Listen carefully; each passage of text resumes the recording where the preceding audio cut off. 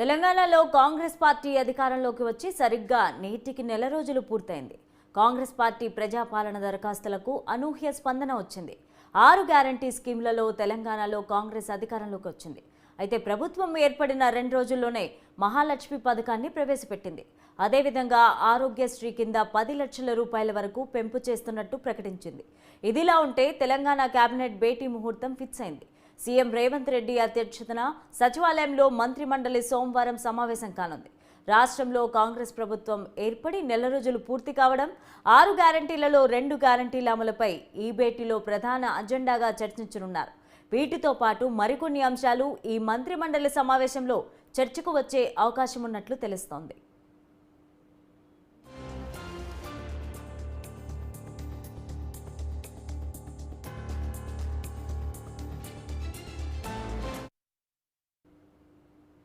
Telangana cabinet సమావేశానికి సంబంధించి మరింత సమాచారం మా ప్రతినిధి బ్రహ్మాజీ అందిస్తారు. బ్రహ్మాజీ, చెప్పండి.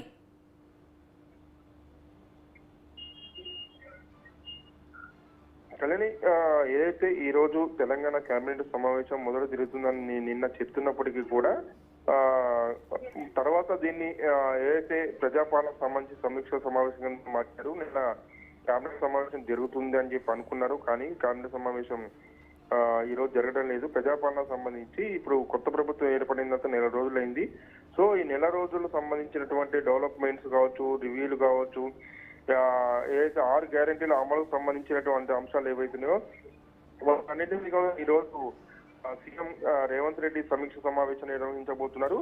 దీనిలో ప్రధానంగా ఇప్పటి వరకు 2 గ్యారెంటీలు అమలు ప్రారంభమైంది. 3వ గ్యారెంటీ సంబంధించి అమలు కూడా ఈ రోజు నిర్ణయం తీసుకుని ఉన్నట్టుగా తెలుస్తుంది.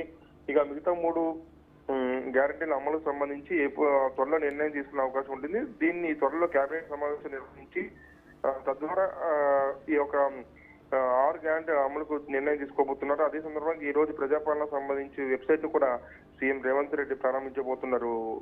Lavanya. Right, thank you Brahmaji.